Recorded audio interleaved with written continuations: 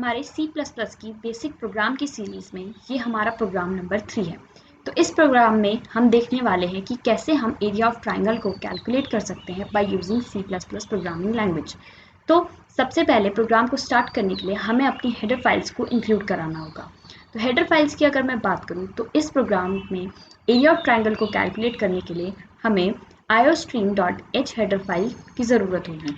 iostream जो header file है वो बेसिकली कंसिस्ट रखती है इनपुट आउटपुट फंक्शंस को।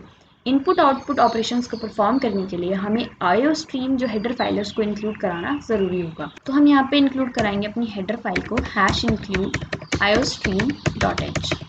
उसके बाद यहाँ पर हम नेम स्पेस को डालेंगे using name space std। Name space basically जो ऑब्जेक्ट्स होते हैं उनको ग्रुप करने में हेल्प करता है।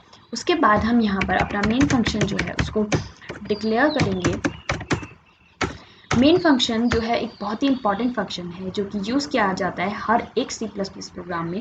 मेन फंक्शन से हमारा जो C++ प्रोग्राम है उसका जो एग्जीक्यूशन है वो स्टार्ट होता है। तो मेन फंक्शन एक कंपलसरी फंक्शन है आपके हर एक C++ के प्रोग्राम में। तो यहाँ पर हमारा जो मेन फंक्शन है वो एक इंटीजर वैल्यू को रिटर्न कर रहा है, इसीलिए मैंने इसके आगे इंट डेटा टाइप लिखा है। अब यहाँ पर जैसे कि एक इंटीजर वैल्यू को रिटर्न कर रहा है तो यहाँ पर ये रिटर्न करेगा 0।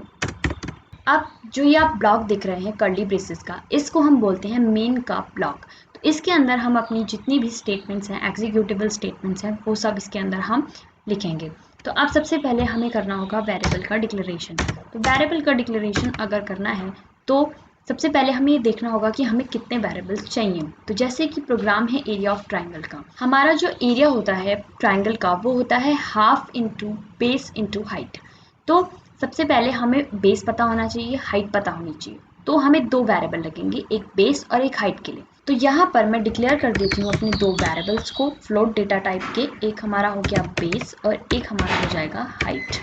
उसके बाद मुझे यहाँ पर एक वेरिएबल की ज़रूरत और पड़ेगी जो है एरिया, जिसके अंदर हम अपना जो एरिया होगा ट्रायंगल का उसको स्टोर कराएंगे। वेरिएबल का डिक्लेरेशन हो चुका है तो इसके बाद अब हम यूज़र से इनपुट कराएंगे बेस और हाइट। तो यहाँ पर मैं यूज़ करूँगी cout और यहाँ पर मैं बोलूँगी एंटर बेस एंड हाइट।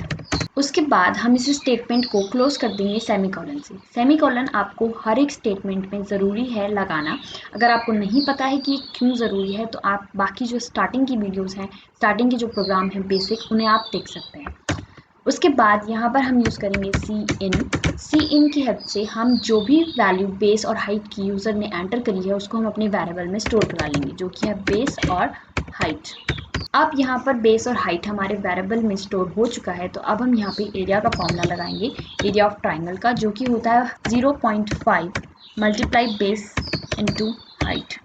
तो यहाँ पर जो हमारा एरिया है ट्रायंगल का वो कैलकुलेट होके एरिया वेरिएबल के अंदर स्टोर हो चुका है। तो अब हम इसको अपनी स्क्रीन पे प्रिंट करा देंगे with the help of cout। तो यहाँ पर cout में हम बोलेंगे कि एरिया ऑफ ट्रायंगल इज, और यहाँ पर हम लिख देंगे एरिया और इसको हम यहाँ एंड कर देंगे एंड एल से। तो ये हमारा जो प्रोग्राम है वो कंप्लीट हो चुका है एंड आई होप ये प्रोग्राम आपको क्लियरली समझ आया होगा कि हमने क्या क्या किया है। उसके बाद यहाँ पे हमने रिटर्न 0 लिखा हुआ है। रिटर्न 0 बेसिकली ये बताता है कि हमारा जो मेन फंक्शन है वो यहाँ पर फिनिश हो चुका है। इसके बाद कोई भी एग्जीक्यूटेबल स्टेटमेंट नहीं है एग्जीक्यूट करने के लिए। अगर आप रिटर्न 0 के बाद कोई भी एग्जीक्यूटेबल स्टेटमेंट लिखते हैं, कोई और स्टेटमेंट लिखते हैं तो वो एग्जीक्यूट नहीं होगी। बेसिकली रिटर्न 0 ये बताता है कि हमारा जो मेन फंक्शन है वो फिनिश हो चुका है और इतनी ही स्टेटमेंट है जो एग्जीक्यूट होनी है। रिटर्न 0 से ऊपर जितनी भी स्टेटमेंट्स होंगी वो एग्जीक्यूट होंगी। तो यहाँ पर प्रोग्राम कम्प्लीटली बन चुका है। अब इसको करके देखते हैं बिल्ड। तो सबसे पहले इसको बिल्ड कर लेते हैं।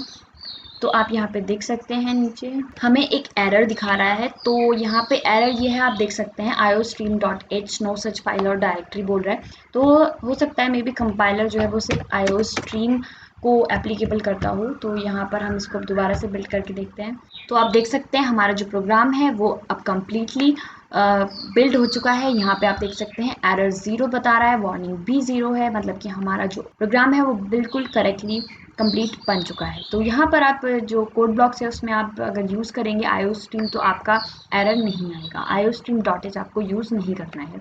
तो अब यहाँ पर इसको रन करके देखते हैं। तो यहाँ पे अब इसको रन करते हैं तो आप देख सकते हैं यहाँ पे मुझे बोल रहा है एंटर बेस एंड हाइट। तो मैं यहाँ पे बेस जो है वो एंटर कर देती हूँ 10 और हाइट में एंटर कर देती हूँ 5। सो मेरा एरिया ऑफ ट्राइंगल आ गया है 25। सो आई होप आपको ये प्रोग्राम समझ आया होगा। अगर आपको ये प्रोग्राम समझ आया then please like share and subscribe. Thank you.